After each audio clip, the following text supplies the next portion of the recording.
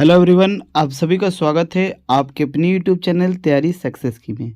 दोस्तों, इस वीडियो में हम लोग बात करेंगे हिस्ट्री ऑनर्स फोर्थ सेमेस्टर का कोर पेपर 1 का एक महत्वपूर्ण प्रश्न, लेनिन के जीवनी एवं उपलब्धियों की समीक्षा करें।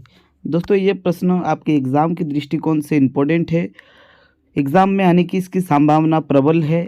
तो इस वीडियो को पूरा देखिएगा दोस्तों, एक प्रश्न आपका मैं क्लियर करवा दूंगा, ठीक है। तो दोस्तों, डायरेक्ट सवालों पे चलते हैं, टाइम वेस्ट एकदम नहीं करेंगे। दोस्तों, आज का सवाल है लेनिन के जीवनी एवं उपलब्धियों की समीक्षा करें। उत्तर कैसे लिखना है ध्यान दीजिएगा थोड़ा। बोल्शेविक क्रांति के प्रणेता लेनिन था। दोस्तों, ये बोल्शेविक क्रांति क्या है? दोस्तों, जो रूस की क्रांति हुई थी वो 2 फेज़ में हुई थी। एक फेज़ था बोल्शेविक क्रांति और एक फेज़ था मोन्शेविक क्रांति। बोल्शेविक क्रांति का जो संचालक था वो लेनिन था। आपसे सवाल पूछा जा सकता है, याद रखिएगा, ठीक है। उसका पूरा नाम व्लादिमीर लियोनोविच लेनिन था, ठीक है।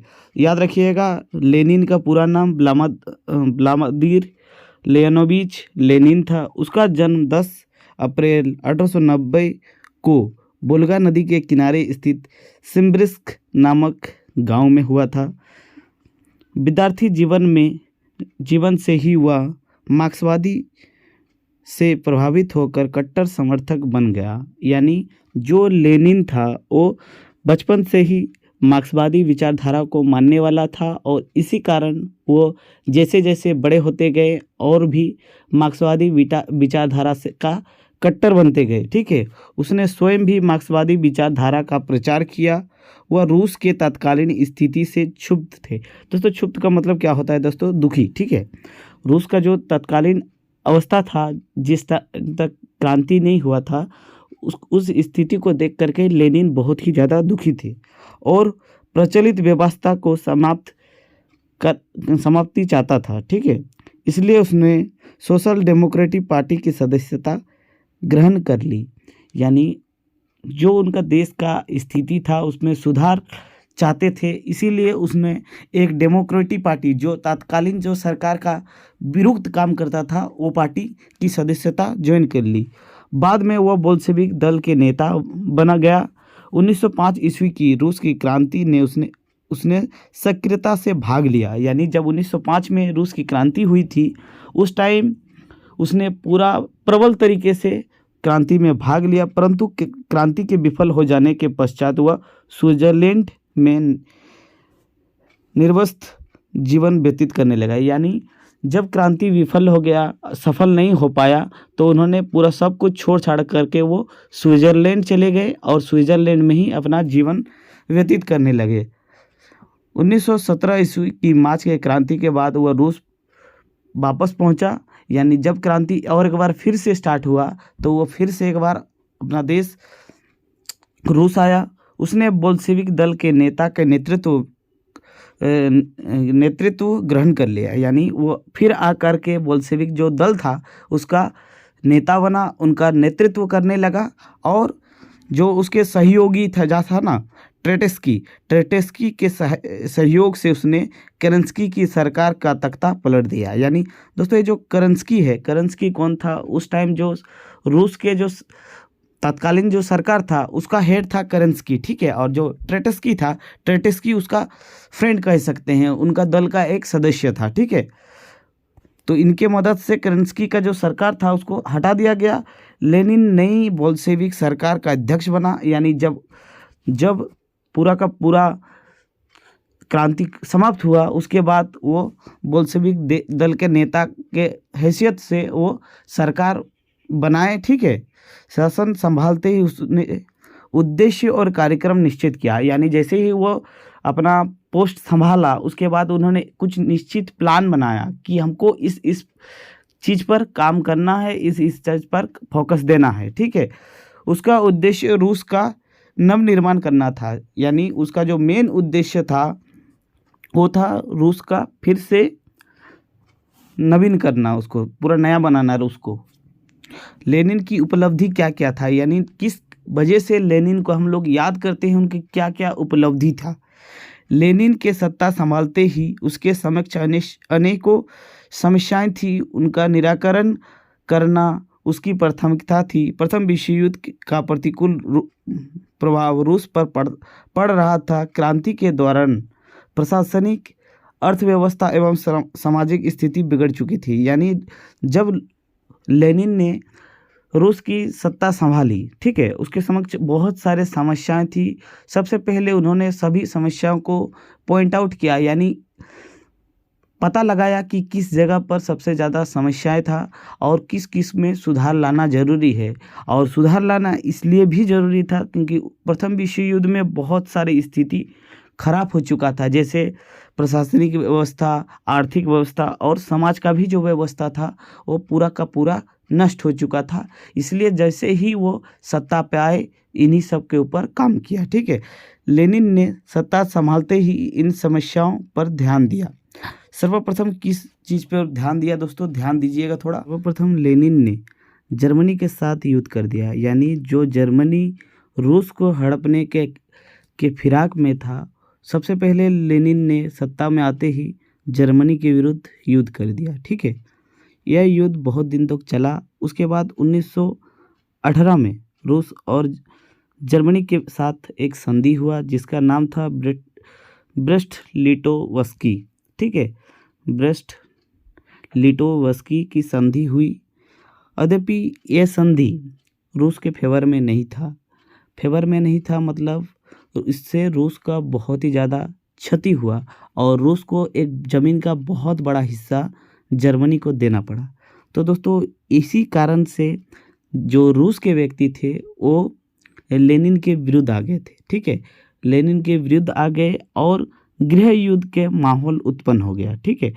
इन सब का फ़ायदा कौन उठाया दोस्तों, जो भी विदेशी थे ना, स्पेशली जो फ्रांस थे, ब्रिटेन थे और अमेरिका थे, उनका स्थिति का फ़ायदा उठाने के लिए वो लोग अपना अपना सैनिक सब रूस भेजा।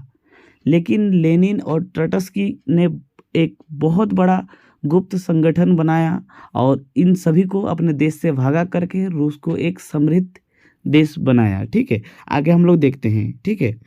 रूस के आंतरिक व्यवस्था एवं षड्यंत्रकारी गतिविधियों को देखकर तथा समाजवाद के बढ़ते प्रभाव से चिंतित होकर ब्रिटेन, फ्रांस और अमेरिका ने प्रतिक्रांतिकारियों की सहायता के लिए रूस में सेना भेज दिया। यानी जो ये सब देश था वो अपने सेना रूस में भेजा, जो क्रांतिकारी थे, प्रतिक्रांतिकारी, उनका सहायता के लिए, जो क्रांति नहीं कर रहे थे उनका सहायता देने के लिए ये यहाँ आए थे। लेकिन एक काम उल्टा करने लगे, उल्टा क्रांतिकारियों का साथ देने लगा और रूस में गृह युद्ध का संचालन होने लगा, ठीक है।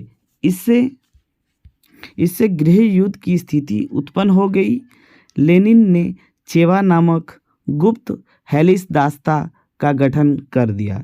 यानी ये एक गुप्त संगठन था जो विदेशियों को यहाँ से मार मार के बाहर निकालेगा। तथा ट्रोट्स्की जो उनका एक प्रमुख पार्टनर कह सकते हैं, उन्होंने भी एक लाल सेना का गठन कर विदेशी सेना को रूस से बाहर खदेड़ दिया तथा आंतरिक विद्रोहियों को दमन कर दिया, ठीक है। तो ये लेनिन और जो ट्रोट्स्की था उनका जो प्रमुख जो संगठन था उसके द्वारा विदेशियों को बाहर भेज दिया गया और जो भी आंतरिक विद्रोह कर रहा था उसको भी समाप्त कर दिया गया। उसके बाद दोस्तों देखते हैं, बोल्शेविक सरकार ने नई आर्थिक नीति की व्यवस्था की, यानी नई नीति का स्टार्टिंग किया। राष्ट्र की सारी संपत्ति तथा उत्पादन एवं वितरण के साधन पर सरकार की आधिपत्य समाप्त कर दिया, स्थापित किया। दोस्तों इसका मतलब क्या है, जो भी सरकारी संपत्ति है, चाहे वो उत्पादन हो, वितरण हो या फिर कुछ भी सरकारी संपत्ति हो, सबका सब पावर जो तत्कालीन जो पूंजीपति था उनके हाथों से निकाल करके सरकार का हाथ में आया, ठीक है। इससे क्या हुआ, जो जमीन था उनका स्वामित्व जो जमींदार थे उनसे हटा दिया गया और ज़मीन को किसानों को दे दिया गया। ज़मीन पर व्यक्तिगत स्वामित्व हटा दिया गया, यानी जो पूंजीपति था उनका स्वामित्व हटा दिया गया। ज़मीन किसानों में बांट दी गई। कोल कारखानों, रेलवे एवं बैंक खान जंगल का राष्ट्रीयकरण किया गया। यानी जो कोल कारखाना था, रेलवे था, बैंक था एवं बहुत सारे खाने थे, उनका राष्ट्रीयकरण किया गया, नेशनलाइज किया गया। यानी उससे पहले जो था वह राजा के अंडर था, ठीक है। उनको सरकारी संपत्ति लेनिन के द्वारा बना दिया गया। चर्च की संपत्ति का भी सरकार ने अधिग्रहण कर लिया। यानी दोस्तों चर्च के पास बहुत बड़ा संपत्ति हुआ करता था। चर्च बहुत तरह से टैक्स वसूलता था और चर्च क्या करता था, जो गरीब थे उनको डरा धमका करके उनसे ज़मीन भी हड़प लेते थे। पूरा का पूरा जो संपत्ति था चर्च का वो भी सरकारी कर दिया गया लेनिन के द्वारा। और क्या हुआ, इससे जो आम जनता था और गरीब था उनका फ़ायदा हुआ, उनको ज़मीन बांट दिया गया, ठीक है। बाद में तो अब जितना भी ज़मीन था वो सरकारी जो ज़मीन था वो सभी के सभी किसानों में बांट दिया गया। लेनिन ने 1921 में एक नई आर्थिक नीति यानी न्यू इकोनॉमिक पॉलिसी लागू की। दोस्तों याद रखिएगा, न्यू इकोनॉमिक पॉलिसी कब लागू किया गया, तो 1921 में। प्रश्न आपका ऑब्जेक्टिव में पूछा जा सकता है, ठीक है। इसके अनुसार सीमित रूप से किसानों और पूंजीपतियों को व्यक्तिगत संपत्ति रखने की अनुमति दी गई। यानी एक सीमित मात्रा में, ऐसा नहीं है कि जब जो कोई बड़ा आदमी बन रहा है वो बड़ा आदमी ही बनता रहेगा और जो गरीब है दिन ब दिन गरीब ही होता रहेगा। उन्होंने सबके लिए समान व्यवस्था शुरू किया। जो पूंजीपति था उनको ऊपर भी एक बहुत सारे एलिगेशन लगाए गए, बहुत सारे उनके ऊपर दबाव दिया गया, उनको भी शोषण समाज में नहीं करने दिया गया, ठीक है। उनका संपत्ति भी एक सीमित कर दिया गया, ठीक है। यह नीति कारगर हुआ, मतलब सफल हुआ। खेतों की पैदावार बढ़ी तथा उद्योग धंधे में भी उत्पन्न बढ़ा, ठीक है। इससे रूस समृद्धि के मार्ग में आगे बढ़ गया। दोस्तों क्या हुआ, इससे क्या फ़ायदा हुआ, किसान बहुत ही अच्छे तरीके से खेतीबाड़ी करने लगे और पैदावार बढ़ा और उद्योग धंधा भी आगे बढ़ने लगा। इससे क्या हुआ, रूस समृद्धि के मार्ग में आगे बढ़ने लगे। अब लास्ट लाइन क्या होगा दोस्तों, ध्यान दीजिएगा। आंतरिक सुधारों के अतिरिक्त लेनिन ने बाह्य समस्याओं को और भी ध्यान दिया। यानी अपने देश का स्थिति को साथ साथ उन्होंने बाहरी स्थिति को भी देखा। यानी जो विदेशी के साथ उनका रिलेशन होना चाहिए वो उसके ऊपर भी ध्यान दिया और महत्वपूर्ण निर्णय लिया। इस प्रकार लेनिन ने रूस की काया पलट दी। रूस अब प्रगति के मार्ग में तेजी से बढ़ा, ठीक है। तो दोस्तों ये रहा लेनिन के जीवनी और उनका उपलब्धियों का वर्णन करें। दोस्तों ये शॉर्ट टाइप क्वेश्चन था। अगर आपको 5 मार्क्स के लिए एग्जाम में पूछे तो आपको ये लिखना है, ठीक है। तो वीडियो कैसा लगा जरूर बताइएगा और चैनल पर नए हैं तो प्लीज़ चैनल को सब्सक्राइब कर लीजिए। मिलते हैं नेक्स्ट वीडियो में, तब तक के लिए जय हिंद।